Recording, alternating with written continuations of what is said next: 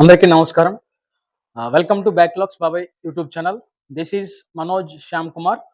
Okay. చాలామంది triple ఐటీకి సంబంధించి ఇన్ఫర్మేషన్ అడుగుతున్నారు.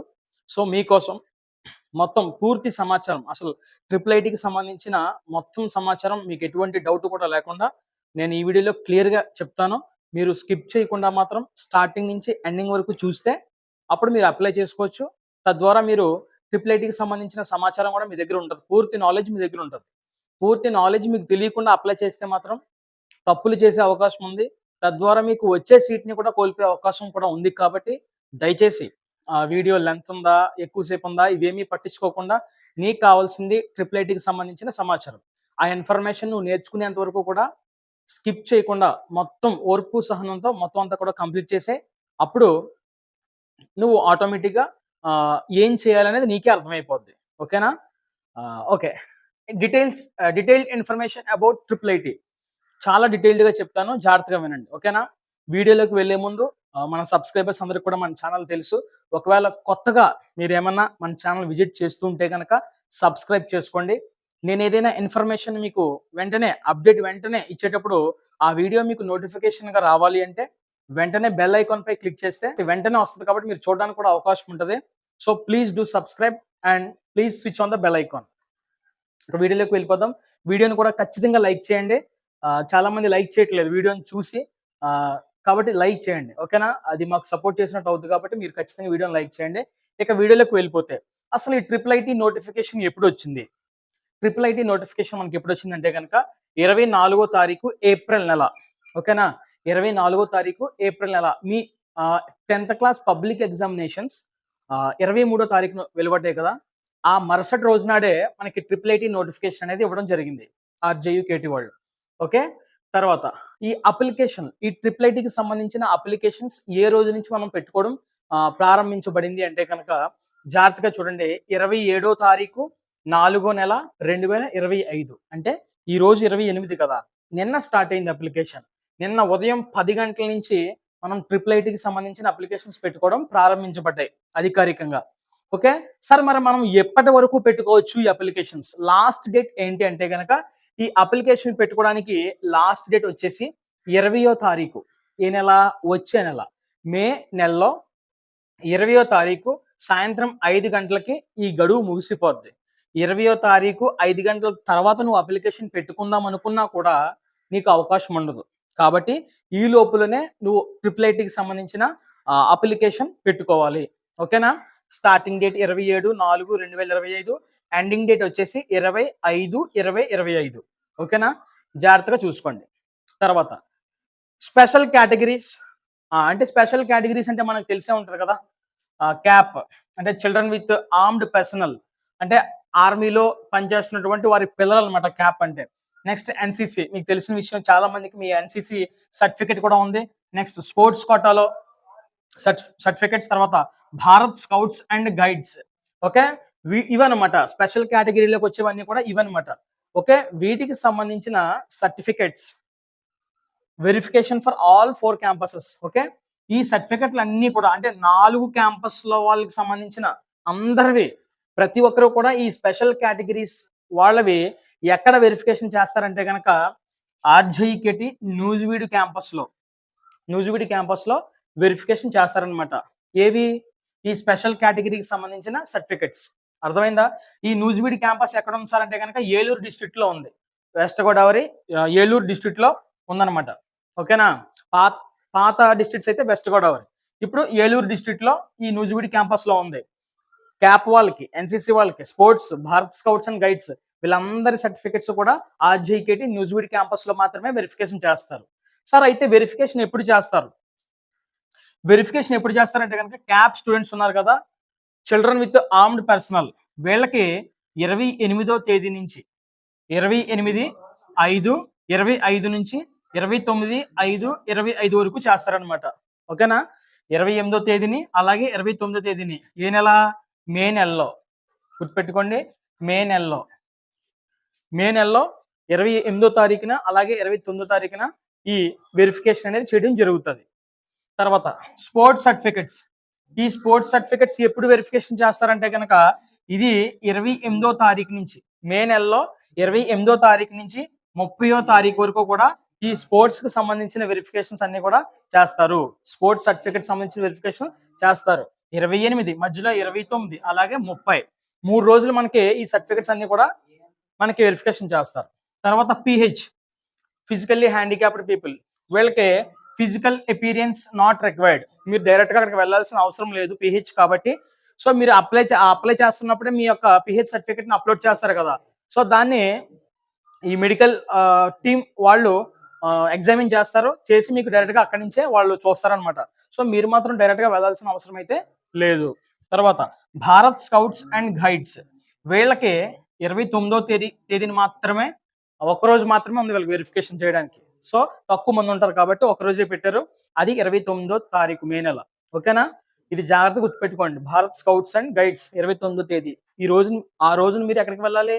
ఏలూరు డిస్ట్రిక్ట్ లో ఉన్నటువంటి నూజివీడు క్యాంపస్ కి వెళ్ళాలి. ఇక ఎన్సిసి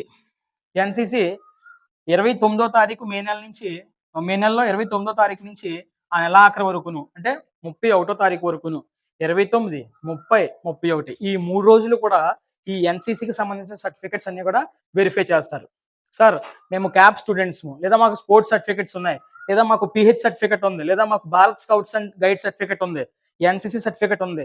సో వీటిలో ఏది ఉన్నా సరే ఇక్కడ ఇచ్చిన డేట్ల ప్రకారంగా మీరు ఎక్కడికి పోవాలంటే కనుక ఏలూరు డిస్ట్రిక్ట్ లో ఉన్నటువంటి నూజివీడు క్యాంపస్ కు పోవాలి. ఎందుకంటే మీ అందరి సర్టిఫికెట్లు కూడా ఈ క్యాంపస్ లోనే వెరిఫై చేస్తారు ఈ కన్సర్న్ డేట్స్ లో.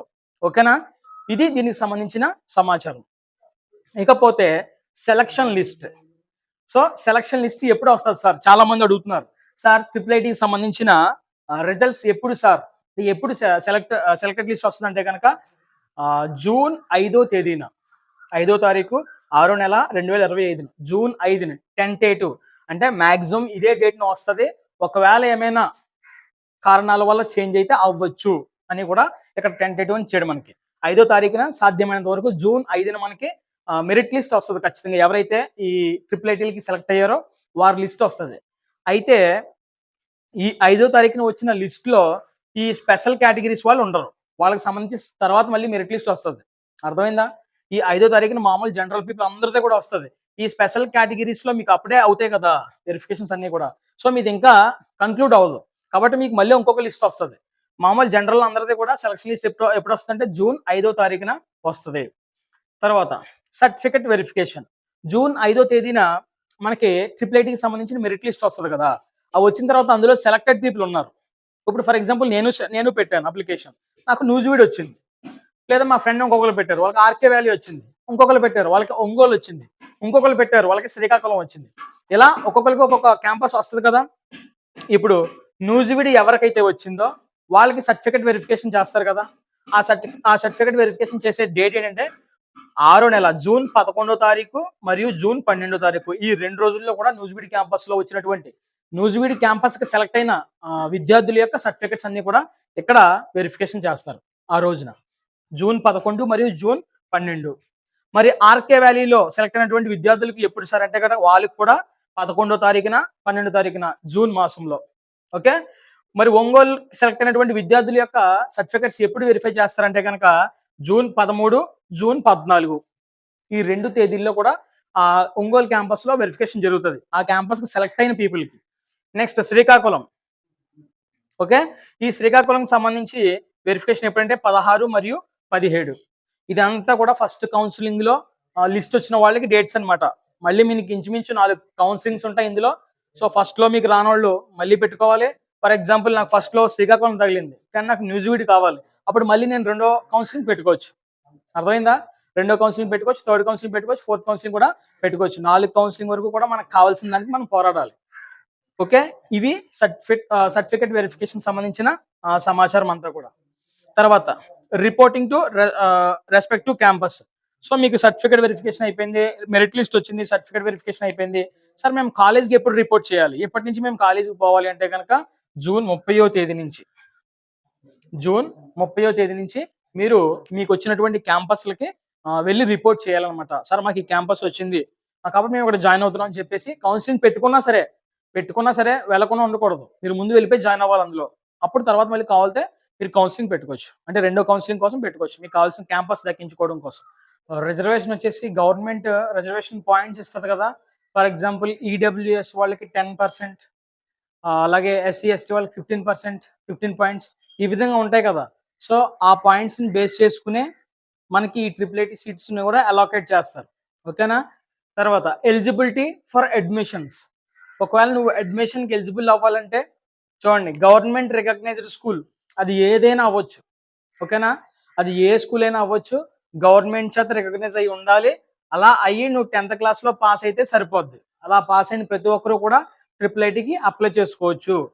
తర్వాత అదర్ స్టేట్స్ వాళ్ళు ఎవరైతే ఉన్నారో వాళ్ళకి 25% సీట్స్‌ని వారికి అలాట్ చేశారనమాట. మిగతా 75 అంతా కూడా ఆంధ్రాలో ఉండేవారికి, 25 మాత్రం అదర్ స్టేట్స్ వాళ్ళకి. అలాగే ఇంటర్నేషనల్ స్టూడెంట్స్ కూడా దీనికి అప్లై చేసుకోవచ్చు. కాకపోతే వాళ్ళు ఇండియన్ నేషనాలిటీని కలిగి ఉండాలి. లేదా పర్సన్స్ ఆఫ్ ఇండియన్ ఆరిజిన్, వాళ్ళు ఇండియన్ ఆరిజిన్‌కి చెందినవారై ఉండాలి. లేదంటే overseas citizen of India card holders. ఇండియాలో వాళ్ళకి ఇండియా కార్డ్ హోల్డర్స్‌గా వాళ్ళు ఉండాలన్నమాట. అంటే భారతదేశానికి ఏదో ఒక సత్సంబంధం కలిగి ఉంటే మాత్రమే వాళ్ళు ఇంటర్నేషనల్ స్టూడెంట్స్ కూడా అప్లై చేసుకోవడానికి అవకాశం ఉంటది. సో, ఇది ఎలిజిబిలిటీ క్రైటీరియా. ఓకేనా? మీరు మాత్రం అప్లై చేసుకోవచ్చు ప్రతి ఒక్కరు కూడా. అంటే చాలా మంది కామెంట్స్‌లో మోడల్ స్కూల్స్ చదివామండి, అప్లై చేసుకోవచ్చా అంటే ఏ స్కూల్ అన్నా చదువు. అది భారత ప్రభుత్వం చేత గుర్తింపబడిందంటే గనక నువ్వు ఖచ్చితంగా అప్లై చేసుకునే అవకాశం నీకుంటది. తర్వాత సెలక్షన్ మెథడ్, ఇది చాలా ఇంపార్టెంట్. చాలా మందికి డౌట్ ఉంది ఇది. సెలక్షన్ మెథడ్ ఎలాగంటే గనక ప్రస్తుతానికి మనకి నోటిఫికేషన్ విడుదల చేశారు. ఆ విడుదల చేసిన నోటిఫికేషన్‌లో మనకి ఎన్ని అడ్మిషన్ సీట్స్ ఉన్నాయంటే గనక 4400 సీట్స్ ఉన్నాయి మొత్తం. 4 క్యాంపస్‌లో కలిపి ఆర్‌జేకేటీ, న్యూజివీడ్‌లో గాని, ఆర్‌కే వ్యాలీలో గాని, ఒంగోలులో గాని, శ్రీకాకుళంలో గాని ఈ 4 క్యాంపస్‌ల్లో కలిపి మొత్తం 4400 సీట్స్ అయితే మనకున్నాయి. ఇప్పుడు ఒక్కొక్క క్యాంపస్‌కి 1100 సీట్లు. అలా 4 1100 చూసుకుంటే 4400 వస్తుంది. అర్థమైందా? ఒక్కో క్యాంపస్‌కి 1100 అనమాట సీట్స్. తర్వాత డిప్రివేషన్ స్కోర్ అని ఉంటది. ఎవరైతే ప్రభుత్వ పాఠశాలలో చదివారో సో వాళ్ళకి కొంచెం రిసోర్సెస్ తక్కువ కదా! ప్రభుత్వం ప్రైవేట్ స్కూల్స్‌తో పోలిస్తే ఈ గవర్నమెంట్ స్కూల్ వాళ్ళకి కొంచెం తక్కువ కదా రిసోర్సెస్ అనేవి కూడా. కాబట్టి వాళ్ళని ప్రోత్సహిస్తూ ఈ ఆర్‌జేఈకేటీ వాళ్ళు ఏం చేశారంటే గనక ప్రతి సబ్జెక్టు 100 మార్కులకి ఉంటది కదా! ఆ ప్రతి 100 మార్కులకి ఒక 4% మార్క్స్‌ని వాళ్ళు యాడ్ చేస్తారనమాట. ఇదిగో చూడండి, 4% అంటే ప్రతి సబ్జెక్ట్‌కి ఒక 4% స్కోర్ యాడ్ అవుద్ది. చూడండి ఒకసారి మీరిక్కడ ప్రతి 100 మార్కులకి 4 మార్కులు కలుపుతారనమాట. ఓకేనా? ఫర్ ఎగ్జాంపుల్ నాకు మొన్న రాసిన ఎగ్జామినేషన్‌లో 80 మార్కులొచ్చాయి మ్యాథ్స్‌లో. మ్యాథ్స్‌లో 80 మార్కులొచ్చినప్పుడు నేను గవర్నమెంట్ స్కూల్‌లో చదువున్నాను. కాబట్టి నాకు డిప్రివేటివ్ స్కోర్ యాడ్ అవుద్ది కదా! అంటే 80% అంటే 4% అంటే 4 కదా! సో, 80 + 4 84 మార్క్స్ అనమాట. ఇప్పుడు నాకు మ్యాథ్స్. ఈ డిప్రివేషన్ స్కోర్ యాడ్ చేసిన తర్వాత. అర్థమైందా? అలా ప్రతి సబ్జెక్ట్‌కి కూడా ఒక 4% అంటే 4 మార్కులు యాడ్ చేస్తారు మనకి. ఎవరైతే గవర్నమెంట్ స్కూల్‌లో చదివారో వాళ్ళకి మాత్రమే ఇది. సార్ మరి ప్రైవేట్ స్కూల్‌లో వాళ్ళు కూడా అప్లై చేసుకోవచ్చా అంటే అప్లై చేసుకోవచ్చు. కాకపోతే వాళ్ళకి మీకు తేడా ఏంటి? ఈ డిప్రివేషన్ స్కోర్ అనేది గవర్నమెంట్ స్కూల్స్ చదివిన విద్యార్థులకు మాత్రమే, గవర్నమెంట్ స్కూల్‌లో చదివిన విద్యార్థులకు మాత్రమే అప్లికేబుల్ ఈ డిప్రివేషన్ స్కోర్. ప్రైవేట్ స్కూల్‌లో చదివిన ఎవరికి కూడా అప్లికేబుల్ కాదు. ఓకేనా? అంటే మీరు ఇప్పుడు పోటీ పడాలి. ఎవరైతే గవర్నమెంట్ స్టూడెంట్స్ ఉన్నారో వాళ్ళకి డిప్రివేషన్ స్కోర్ అయిన తర్వాత వాళ్ళకి మళ్ళీ స్కోర్ ఇంక్రీజ్ అవుద్ది కదా! ఆ ఇంక్రీజ్ అయిన స్కోర్‌తో నీ ప్రైవేట్ స్కూల్‌లో ఏం చేయాలంటే పోటీ పడాలి. అలా పోటీ పడినా కూడా నీకొచ్చిందంటే గనక అప్పుడు నీకొస్తది సీటు. ఓకేనా? ఇప్పుడు చాలా మంది అడుగుతున్న డౌట్ ఏంటంటే, సార్ ఇప్పుడు మరి రీవెరిఫికేషన్‌కి మేము అప్లై చేసుకున్నాము. మరి రీవెరిఫికేషన్‌లో మా స్కోర్ ఇంకా పెరిగింది.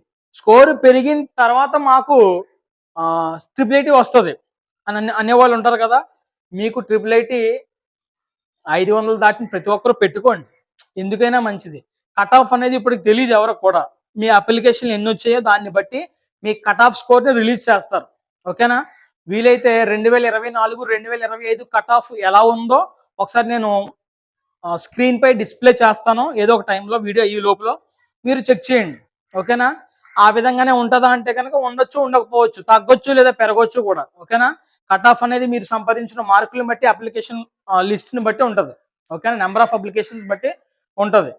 ఒకవేళ మీరు అప్లై చేశారు, అప్లై చేసిన తర్వాత మీకు 20వ తారీఖు లోపులో, మే నెల 20వ తారీఖు లోపులో మీకు రిజల్ట్ వచ్చింది, రీవెరిఫికేషన్ రిజల్ట్. అప్పుడు అందులో మీ మార్క్స్ పెరిగాయి. అప్పుడు రివైజ్డ్ మార్క్స్ కాపీని, ఆ మార్క్స్ పెరిగిన కాపీని మీరు ఇక్కడ ఇచ్చిన వెబ్సైట్లో అప్లోడ్ చేయాలి. admissions@rjukt.in అనే వెబ్సైట్లో మీరు అప్లోడ్ చేయాలి. అప్లై చేసినప్పుడు వాళ్ళు దాన్ని కూడా పరిగణలోకి తీసుకుని, అంటే నువ్వు పాత మార్కులు తీసేసి నీ రివైజ్డ్ మార్క్స్ని వాళ్ళు పరిగణలోకి తీసుకుని అప్పుడు నీ సీట్ని వస్తుందో రాదని చెప్తారనమాట. అర్థమైందా? రిజల్ట్ టైంకి అర్థమైంది, అర్థం కాలేదు, పాయింట్ చాలా జాగ్రత్తగా వినాలి. 20వ తారీఖు తర్వాత వచ్చిందనుకో రిజల్ట్, మనం ఏం చేయలేం. నీ రివైజ్డ్ మార్క్స్ కాపీ మాత్రం 20వ తారీఖు సాయంత్రం 5 గంటల లోపల మాత్రం నువ్వు అప్లోడ్ చేస్తే మాత్రమే దాన్ని పరిగణలోకి తీసుకుంటారు. లేకపోతే నీ మార్కులు ఎన్ని పెరిగినా సరే 20వ తారీఖు లోపు సాయంత్రం 5 గంటల లోపు నువ్వు అప్లై చేయకపోతే దాన్ని పరిగణలోకి తీసుకోరు, గుర్తుపెట్టుకోండి. ఓకేనా సార్? మరి రీవెరిఫికేషన్ రీకౌంటింగ్ రిజల్ట్స్ ఎప్పుడు వస్తాయని చాలా మంది అడుగుతున్నారు. కొంతమంది మే 5వ తారీఖున వస్తాయంటున్నారు, కొంతమంది మే 10వ తారీఖున వస్తాయంటున్నారు. సాధారణంగా 2 వారాల టైం అయితే తీసుకుంటారు. సో ఆ 2 వారాల లోపల ఖచ్చితంగా వచ్చే అవకాశం ఉంది. కొంతమంది 4 వారాలు కూడా అని చెప్తున్నారు. సో 4 వారాలు తీసుకుంటే మాత్రం మనం దీనికి రివైజ్డ్ మార్క్ లిస్ట్ అప్లోడ్ చేయడంలో ఫెయిల్ అయ్యే అవకాశం ఉంది. కాబట్టి ముందుగా రావాలని కోరుకుందాం. నాకు ఎగ్జాక్ట్ డేట్ ఎప్పుడైనా తెలిస్తే ఖచ్చితంగా మీకు మన వాట్సాప్ ఛానల్ ఉంది కదా, బ్యాక్లాగ్స్ పై వాట్సాప్ ఛానల్, అందులో అప్లోడ్ చేస్తాను. ఓకేనా? ఇది సెలక్షన్ లిస్ట్ ఇక్కడ వరకు అర్థమైందా? ఓన్లీ గవర్నమెంట్ స్కూల్ వాళ్ళకి మాత్రమే 4 మార్కులు కలుపుతారు, ప్రైవేట్ స్కూల్ వాళ్ళకి కలపరు. ఓకేనా? అంటే 4 అంటే ప్రతి సబ్జెక్ట్కి 4 మార్కులు అంటే 6 సబ్జెక్ట్స్ ఉంటాయి మనకి. 6 4 జ 24 మార్క్స్ కలుస్తాయి. 24 మార్క్స్ కలుస్తాయి. ప్రజెంట్ మీకున్న మార్క్స్కి 24 యాడ్ చేసుకోండి. ఓకేనా? నాకు 478 వచ్చాయి, నేను ఒక 24 యాడ్ చేసుకోవాలన్నమాట. దీనికి 24 యాడ్ చేసుకున్న తర్వాత అలా అందరికీ యాడింగ్ జరిగిన తర్వాత డిప్రివేటివ్ స్కోర్ యాడ్ చేసిన తర్వాత మాత్రమే కట్ ఆఫ్ వదులుతారు బయటికి. ఓకేనా? వితౌట్ డిప్రివేటివ్ స్కోర్ కాదు, విత్ డిప్రివేటివ్ స్కోర్తోనే కట్ ఆఫ్ వస్తుంది బయటికి. అర్థమైందా? ఈ డిప్రివేటివ్ స్కోర్ 24 మార్కులు యాడ్ చేసిన తర్వాత అప్పుడు కట్ ఆఫ్ని కొడతారనమాట. ఓకేనా? అది ఫర్ ఎగ్జాంపుల్ సీట్లు అలోకేట్ చేసే టైంలో ఒక ఇద్దరికి సేమ్ మార్క్స్ వచ్చాయి, టై అయిపోయింది. ఇద్దరిలో ఎవరికి ఇవ్వాలి సీట్ మరి? అలాంటప్పుడు వాళ్ళిద్దరిలో మ్యాథమెటిక్స్లో హైయెస్ట్ మార్క్స్ ఎవరికి వచ్చాయో వాళ్ళకి సీట్ ఇస్తారనమాట. అర్థమైందా? వాళ్ళిద్దరిలో మ్యాథమెటిక్స్కి ఎవరైతే ఎక్కువ మార్కు మ్యాథమెటిక్స్లో సంపాదించారో వాళ్ళకి సీట్ ఇస్తారు. మ్యాథమెటిక్స్ కూడా ఇద్దరికి సేమ్ వచ్చింది, అప్పుడు సైన్స్లో ఎవరికి ఎక్కువ వచ్చాయో చూస్తారు. సైన్స్లో కూడా సేమ్ వచ్చింది, అప్పుడు ఇంగ్లీష్లో ఎవరికి ఎక్కువ వచ్చాయో చూస్తారు. ఇంగ్లీష్లో కూడా సేమ్ వచ్చింది, అప్పుడు సోషల్లో ఎవరికి వచ్చాయో చూస్తారు. సోషల్లో కూడా సేమ్ వచ్చింది, అప్పుడు తెలుగులో ఎవరికి వచ్చాయో చూస్తారు. ఇక్కడ అన్నీ కూడా మళ్ళీ టై అయిపోయింది, అన్నీ కూడా యాజ్ ఇట్ ఈజ్ మార్క్స్ వచ్చాయి. అప్పుడు మీ డేట్ ఆఫ్ బర్త్ చూస్తారు, ఎవరైతే పెద్దవాళ్ళు ఉన్నారో వాళ్ళకి సీట్ ఇస్తారు. ఓకేనా? డేట్ ఆఫ్ బర్త్ కూడా సేమ్ అయిపోయింది, అప్పుడు మీ హాల్ టికెట్ నెంబర్లో ఎవరిదైతే చిన్నది ఉందో, ఓకేనా, random number obtain from 10th class, ఒక ర్యాండమ్ నెంబర్ లాస్ట్లో ఎవరైతే చిన్న నెంబర్లు ఉన్నాయో వాళ్ళని పరిగణలోకి తీసుకుంటారనమాట. అర్థమైందా? లేదు సైన్స్ మ్యాథమెటిక్స్ సేమ్ వచ్చాయి, సైన్స్లో మాత్రం ఎవరికో ఎక్కువ వచ్చింది, అప్పుడు అక్కడితో ఆగిపోతారు, మిగతావన్నీ కూడా పరిగణలోకి తీసుకోరు, మిగతావన్నీ చెక్ చేయరు. ఎక్కడో చోట ఆగిపోయింది అనుకోండి, ఎవరో ఒకరికి వచ్చింది అనుకోండి, అక్కడ ఆగిపోతారు అనమాట. ఇవన్నీ చెక్ చేయరు. మ్యాథ్స్లో చెక్ చేస్తారు, అక్కడే ఎక్కువ వచ్చింది ఒకరికి, వాళ్ళకే సీట్ ఇచ్చేస్తారు, ఇంక మిగతా కింద అన్ని కూడా చూడరు. ఓకేనా? ఇది సెలక్షన్ మెథడ్. అర్థమైందా? ఈ స్పెషల్ కేటగిరీస్లో ఉన్న సర్టిఫికెట్స్ కానీ, రిజర్వేషన్లో ఉన్న సర్టిఫికెట్స్ కానీ మీరు అన్నీ కూడా జాగ్రత్తగా అప్లై చేసుకోలేకపోతే మీరు ఓపెన్ కేటగిరీలోకి వెళ్ళిపోతారు. ఓకేనా? అదంతా కూడా మిస్టేక్ మీరే భరించాలి, ఆర్జీకేటీ వాళ్ళు మాత్రం భరించారు. అర్థమైంది, అర్థం కాలేదా? కాబట్టి అందుకనే మనం అప్లికేషన్ ఫామ్ ఫిల్ చేస్తున్నప్పుడు వాళ్ళు దగ్గర పెట్టుకుని ప్రతిదీ కూడా 1-2 సార్లు రీచెక్ చేసుకుంటూ అప్లై చేసుకోవాలి. Okay. Intimation to selected candidates. ఒకవేళ మీరు IIITకి సెలెక్ట్ అయ్యారనుకోండి, ఆ IIITకి సెలెక్ట్ అయిన తర్వాత మీకు ఇన్ఫర్మేషన్ ఎలా వస్తుంది మీరు సెలెక్ట్ అయ్యారా అని చెప్పేసి. అంటే కనుక చూడండి జాగ్రత్తగా, ఇక్కడ మెయిన్ వెబ్సైట్ ఉంది కదా, www.rjukt.in, ఇందులో సెలెక్టెడ్ లిస్ట్ అప్లోడ్ చేస్తారు.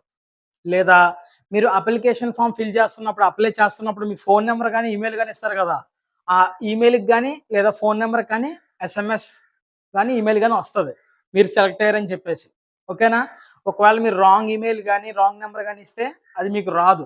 ఖచ్చితంగా మీరు ఎప్పటికప్పుడు ఈ వెబ్సైట్ని ఎప్పటికప్పుడు సెర్చ్ చేయడం మీ బాధ్యత. ఒకవేళ మీరు చూసుకోకపోతే అది ఎవరి రెస్పాన్సిబిలిటీ కాదు, మీ తప్పిదం కింద పరిగణించి మీకు సీట్ ఇవ్వరు. ఓకేనా? కాబట్టి ఎప్పటికప్పుడు మీరు చూసుకోండి. ఒకవేళ మీరు మన బ్యాక్లాగ్స్ బాబాయ్ వాట్సాప్ ఛానల్లో ఉంటే ఖచ్చితంగా అవి రిలీజ్ అయిన రోజు మేము ఖచ్చితంగా మీకు మన ఛానల్ ద్వారా ఇంటిమేట్ చేస్తాం.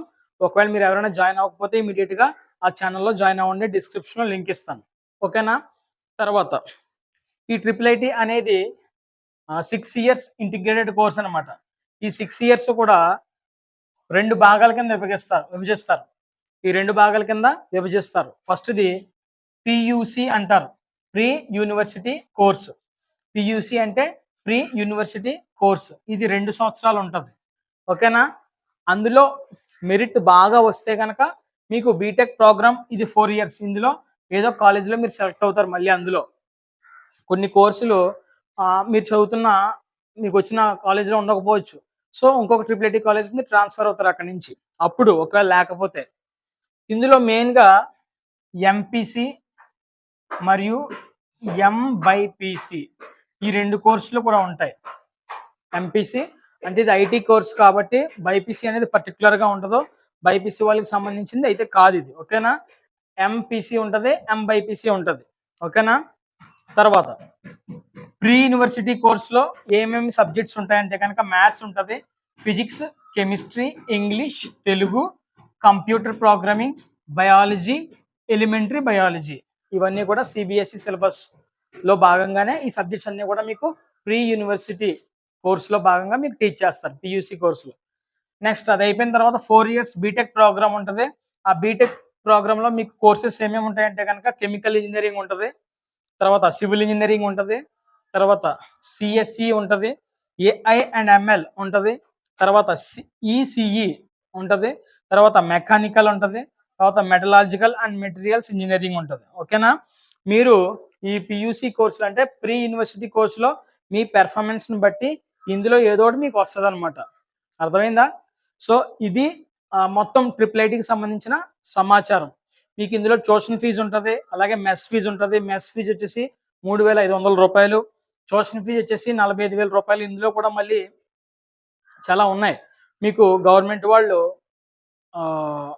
రియంబర్స్మెంట్ ఇస్తారు. సో ఆ రియంబర్స్మెంట్ అనేది మీరు వాళ్ళకి పే చేయాలన్నమాట. ఓకేనా? ఆ డీటెయిల్స్ అన్నీ కూడా ఫర్దర్గా మీరు సెలెక్ట్ అయిన తర్వాత మాట్లాడుకుందాం. అండ్ ఇంకొకటి ఏంటంటే మీరు కౌన్సిలింగ్కి వెళ్ళాల్సిన టైంలో ఏమేమి కాపీస్ మీరు పట్టుకెళ్ళాలి, ఏమేమి సర్టిఫికెట్స్ మీరు పట్టుకెళ్ళాలి అనేది కూడా ఒక వీడియో ఉంది. అది ఇంకా టైం ఉంది కాబట్టి వచ్చే నెలలో కదా మనకి ఈ కౌన్సిలింగ్ అన్నీ కూడా వచ్చే నెలలో కాబట్టి నేను అవి కూడా నిదానంగా మీకు నేను రాసి పెడతాను. మీరు జాగ్రత్తగా రెడీ చేసుకోండి. మా వాట్సాప్ ఛానల్లో జాయిన్ అవ్వండి, అందులో పెడతాను. మీరు అవన్నీ కూడా ఇప్పుడు రెడీ చేసుకుని నీట్గా ఎవరైతే వస్తుందని భావిస్తున్నారో మీరు అందరూ కూడా ఆ సర్టిఫికెట్స్ అన్ని రెడీ చేసుకుని మీ కౌన్సిలింగ్కి రెడీ అవ్వండి ఇప్పుడే. ఓకేనా? క్యాస్ట్ ఇన్కమ్ మాత్రం ఎవరైనా అప్లై చేసుకోకపోతే మాత్రం ఇమీడియట్గా అప్లై చేసుకోండి. Next how to apply. ఇప్పుడు ఈ IIITకి మనం ఎలా అప్లై చేసుకోవాలి?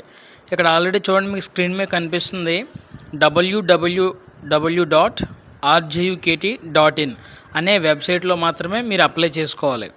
అయితే మీరు దీన్ని ఫోన్లో అయినా అప్లై చేసుకోవచ్చు, లేదంటే నెట్ సెంటర్కి పోయి మీరు అప్లై చేసుకోవాలి. తర్వాత ఎవరైతే ఆంధ్రప్రదేశ్లో చదివారో హూ స్టడీడ్ ఇన్ AP, ఆ ఆంధ్రప్రదేశ్లో చదివిన విద్యార్థులందరికీ కూడా అప్లికేషన్ ఫీజు వచ్చేసి 300 రూపాయలు. ఓకే? అదే ఆంధ్రప్రదేశ్లో చదివిన SC ST స్టూడెంట్స్ ఎవరైతే ఉన్నారో వాళ్ళకి మాత్రం 200 రూపాయలు మాత్రమే. ఓకేనా? ఇప్పుడు ఆంధ్రప్రదేశ్లో కాకుండా అదర్ స్టేట్స్లో వాళ్ళు ఎవరైతే అప్లై చేసుకోవాలనుకుంటున్నారో వాళ్ళకి మాత్రం అప్లికేషన్ ఫీజు 1000 రూపాయలు. ఓకేనా? తర్వాత special category certificates soft copies upload in application form. ఎవరైతే స్పెషల్ కేటగిరీ సర్టిఫికెట్స్ మీ దగ్గర ఉన్నాయంటున్నారో మీరందరూ కూడా ఆ స్పెషల్ కేటగిరీ సర్టిఫికెట్స్ ఏంటో మీకు ఆల్రెడీ చెప్పాను. ఆ స్పెషల్ కేటగిరీ సర్టిఫికెట్స్ అన్నీ కూడా మీరు సాఫ్ట్ కాపీస్ మీరు అప్లై చేస్తున్నప్పుడే దాంట్లో అప్లోడ్ చేసేయాలి. సాఫ్ట్ కాపీస్ అంటే ఒక పీడిఎఫ్ రూపంలో గానీ, లేదంటే సర్టిఫికేట్‌ని స్కాన్ చేసి ఫోటో రూపంలో అయినా గానీ, ఇమేజ్ రూపంలో అయినా గానీ మీరు అప్‌లోడ్ చేయాలి. ఓకేనా? సాఫ్ట్ కాపీ అంటే మనం ఫోన్‌లో చూసే విధంగా ఉంటదనమాట. హార్డ్ కాపీ అంటే మన దగ్గర జిరాక్స్ ఉండాలి. దాని యొక్క నమూనా పత్రం మన దగ్గర ఉండాలి. దాన్ని హార్డ్ కాపీ అంటారు.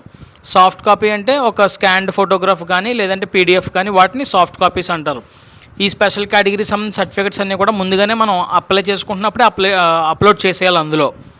తర్వాత క్యాస్ట్ సర్టిఫికేట్ ఒకటి, స్పెషల్ కేటగిరీ సర్టిఫికేట్స్ ఒకటి, ఎస్ఎస్సి హాల్ టికెట్ ఒకటి, స్టూడెంట్ ఫోటోగ్రాఫ్ ఒకటి, ఇన్కమ్ సర్టిఫికేట్ ఒకటి.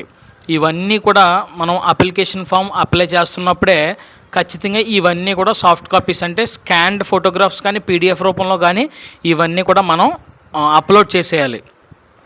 అర్థమైందా? ఇన్కమ్ సర్టిఫికేట్ అనేది ఆప్షనల్ అంటున్నారు. అంటే ఇప్పుడు ఖచ్చితంగా మీకు రెడీగా ఉంటే కనుక ఇమ్మీడియట్‌గా మీరు సాఫ్ట్ కాపీని అప్లోడ్ చేసేయండి అందులో. ఒకవేళ లేకపోతే కనుక మీ కౌన్సిలింగ్ సమయానికి మాత్రం మీరు రెడీ చేసుకోవాలి. ఒకవేళ ఇంకా క్యాస్ట్ సర్టిఫికేట్ కానీ మీరు ఎవరైనా సచివాలయంలో అప్లై చేసుకోకుండా ఉంటే caste certificate plus income certificate 2 కూడా ఒకేసారి మీరు అప్లై చేసుకుంటే ఆ 2 ఒకేసారి వారం తిరగకుండా వచ్చేస్తాయి. కాబట్టి అప్లై చేసుకునే వాళ్ళు ఇమ్మీడియట్‌గా అప్లై చేసుకోండి 2 కలిపి. ఓకేనా? మళ్ళీ చెప్తున్నాను, క్యాస్ట్ సర్టిఫికేట్ ఒకటే అప్లోడ్ చేయాలి అప్లికేషన్ ఫామ్‌లో. తర్వాత స్పెషల్ కేటగిరీ సర్టిఫికేట్స్ మీకు ఏమైనా ఉంటే అది అప్లోడ్ చేయాలి. లేదా ఎస్ఎస్సి హాల్ టికెట్ అదొకటి అప్లోడ్ చేయాలి. తర్వాత స్టూడెంట్ మీ ఫోటోగ్రాఫ్ ఒకటి అప్లోడ్ చేయాలి. ఇన్కమ్ సర్టిఫికేట్ ఒకటి అప్లోడ్ చేయాలి. ఓకే, ఇవన్నీ కూడా మన అప్లికేషన్ ఫామ్‌లో అప్లోడ్ చేయాలి. తర్వాత candidates apply more than 1 applications. కొంతమంది ఏం చేస్తుంటారంటే ఒక అప్లికేషన్ అంటే నేను ఒక్కనే ఇప్పుడు నాకు సీట్ వచ్చింది, నేను అప్లై చేశాను, ఏదో తప్పు వచ్చింది మళ్ళీ అప్లై చేసుకున్నాను, ఇలా ఒకటి కంటే ఎక్కువ సార్లు అప్లికేషన్ ఫామ్ ఫిల్ చేశారనుకోండి, మీరు లాస్ట్గా ఫిల్ చేసినటువంటి అప్లికేషన్లో ఉన్న డీటెయిల్స్ మాత్రమే వాళ్ళు తీసుకుంటారు. మీరు ఫస్ట్ టైం చేసిన అప్లికేషన్ వాళ్ళు రిజెక్ట్ చేస్తారు. లేటెస్ట్ అప్లికేషన్ మాత్రమే వాళ్ళు కన్సిడర్ చేస్తారు. ఓకేనా? తర్వాత ఒకవేళ మనం ఫిల్ చేసినటువంటి అప్లికేషన్లో ఏమైనా మిస్టేక్స్ ఉంటే మాత్రం ఆర్జీకేటీ వాళ్ళు దానికి రెస్పాన్సిబుల్ వహించరు. ఓకేనా? వాళ్ళు బాధ్యత వహించరు. అది మన తప్పిదంగానే పరిగణించి మనల్ని దాని నుంచి రిజెక్ట్ చేస్తారనమాట. అప్లికేషన్ ఫామ్ రిజెక్ట్ చేస్తారు. కాబట్టి మిస్టేక్స్ లేకుండా అవన్నీ కూడా జాగ్రత్తగా 1-2 సార్లు చెక్ చేసుకుంటూ మొత్తం అన్నీ కూడా ఫిలప్ చేయండి. ఓకేనా? వీలైతే మీకు అన్నీ తెలిస్తే మీ మొబైల్ ఫోన్లో లేదా మీ ఇంటి దగ్గర ల్యాప్టాప్ ఉంటే కంప్యూటర్ ఉంటే అందులోనూ మీరు జాగ్రత్తగా అప్లై చేసుకోండి. ఒకవేళ మీకు తెలియనప్పుడు వెంటనే మీరు వెళ్ళిపోయి నెట్ సెంటర్లో అప్లోడ్ చేసుకోండి. ఓకేనా? సాఫ్ట్ కాపీస్ మాత్రం జాగ్రత్తగా అప్లోడ్ చేయండి ఇవన్నీ కూడా. ఓకే, ఇంకా రిమైనింగ్ సమాచారం అంతా కూడా మనం తర్వాత వీడియోలో తెలుసుకుందాం. Okay, thank you. ఇలాంటి మరిన్ని ఇన్ఫర్మేషన్స్ కోసం మన బ్యాక్లాగ్స్ బాబా యూట్యూబ్ ఛానల్ని సబ్స్క్రైబ్ చేసుకోండి. ఎవరైతే ఐఐటీ కోసం ఆశిస్తున్న స్టూడెంట్స్ ఎవరైతే ఉన్నారో వాళ్ళకు కొంతమందికి మన ఛానల్ తెలిసి ఉండొచ్చు, మరి కొంతమందికి తెలియకపోవచ్చు. సో ఈ సమాచారం తెలియక సతమతమవుతున్న విద్యార్థులు ఎంతోమంది ఉండొచ్చు. కాబట్టి మీకు తెలిసిన ప్రతి ఒక్క విద్యార్థికి లేదా మీ స్కూల్ గ్రూప్స్లో కానీ లేదంటే మీ యొక్క కాలనీ గ్రూప్స్లో కానీ మీరు అందరూ కూడా షేర్ చేయండి. ఖచ్చితంగా ఎవరొకరికి హెల్ప్ చేసిన వాళ్ళు అవుతారు. ఓకేనా? Thank you for supporting. Stay tuned to Backlogs Baba YouTube channel. See you.